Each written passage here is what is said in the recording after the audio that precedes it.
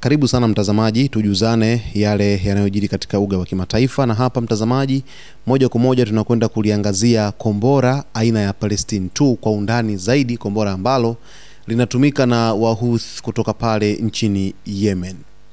Kombora la Palestine 2 ni miongoni mwa silaha mpya ambazo ziliweza kutangazwa na jeshi la Ansar Allah Wahouthi la Yemen kama sehemu ya mpango wao wa kujijenga kijeshi katika kipindi cha vita vya hivi karibuni, ambapo kombora hilo liliweza kutangazwa mwishoni mwa mwaka 2024 baada ya Wahouthi kutangaza kuwa wamelitumia katika mashambulizi yao dhidi ya Israel na meli zinazohusishwa na Marekani katika bahari ya Shamu. Ushirikishwaji wake katika migogoro hii umefanya kombora hilo kuwa gumzo kubwa katika masuala ya kijeshi na kisiasa duniani.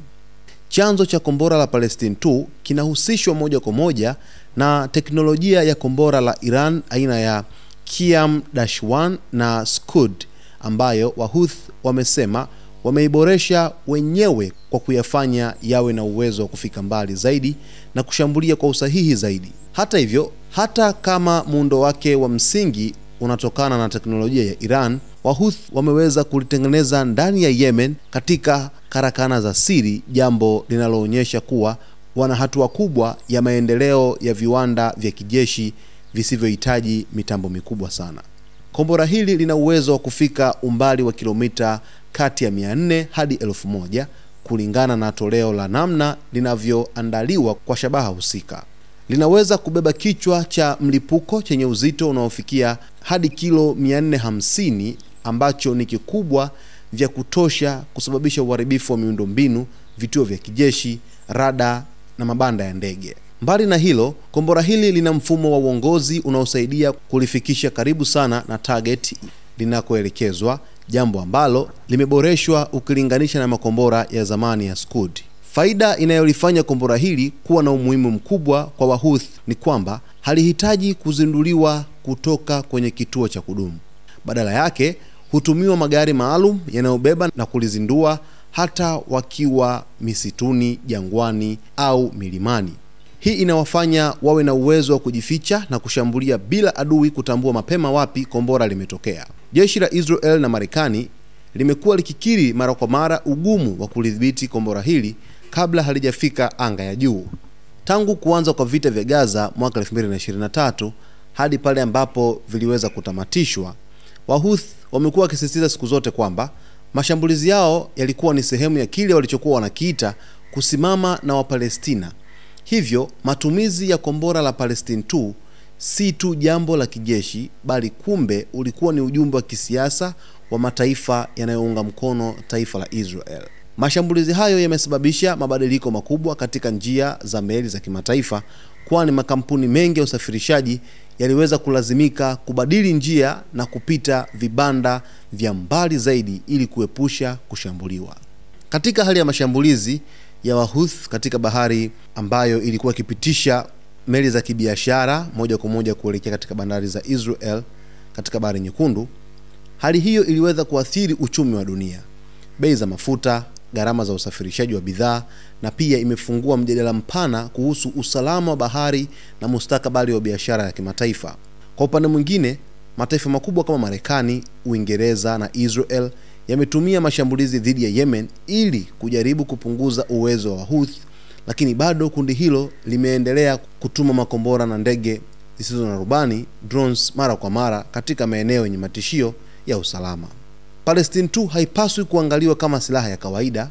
Ni alama ya kuongezeka kwa uwezo wa kijeshi wa makundi yasiyo taifa na ishara kuwa hata mataifa madogo au makundi ya waasi yanaweza kuwa na uwezo wa kiteknolojia ya juu ya vita bila kutegemea makampuni makubwa ya viwanda vya silaha. Kombora hili limeleta mtikisiko wa kimkakati katika Mashariki ya Kati kwa ukubwa sana.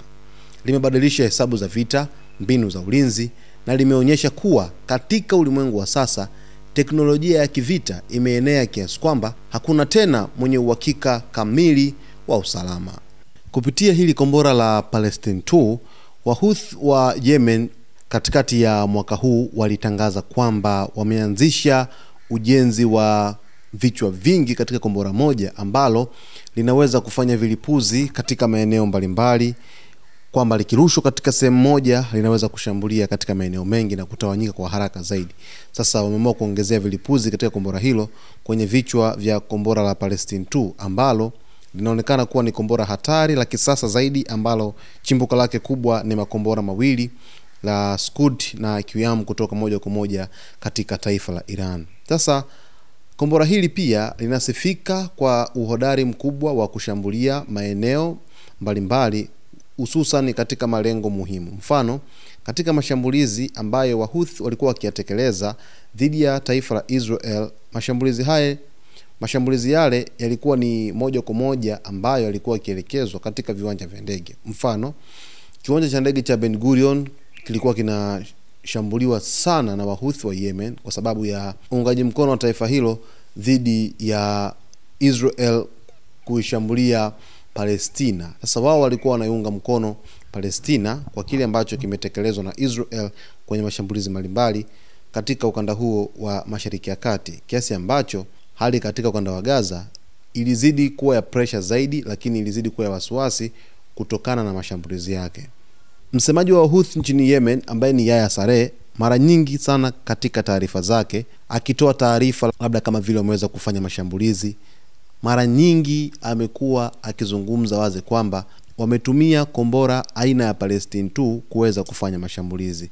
Yani mara nyingi zaidi wametumia kombora Palestine 2, au kama sio kombora hilo basi utasikia kwamba wametumia droni zisizo na rubani.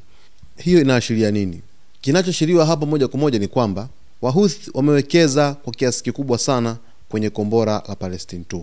Ndiyo, licha ya kuwa na droni ambazo zimekuwa zikisafiri umbali mrefu na kuweza kufanya mashambulizi, lakini bado wameonyesha uimara mkubwa wa kuweza kuwa na makombora ambayo ni hatari na yanasifika kwa umahiri mkubwa wa kuweza kufanya mashambulizi katika pande nyingi zaidi katika ukanda wa Mashariki ya Kati.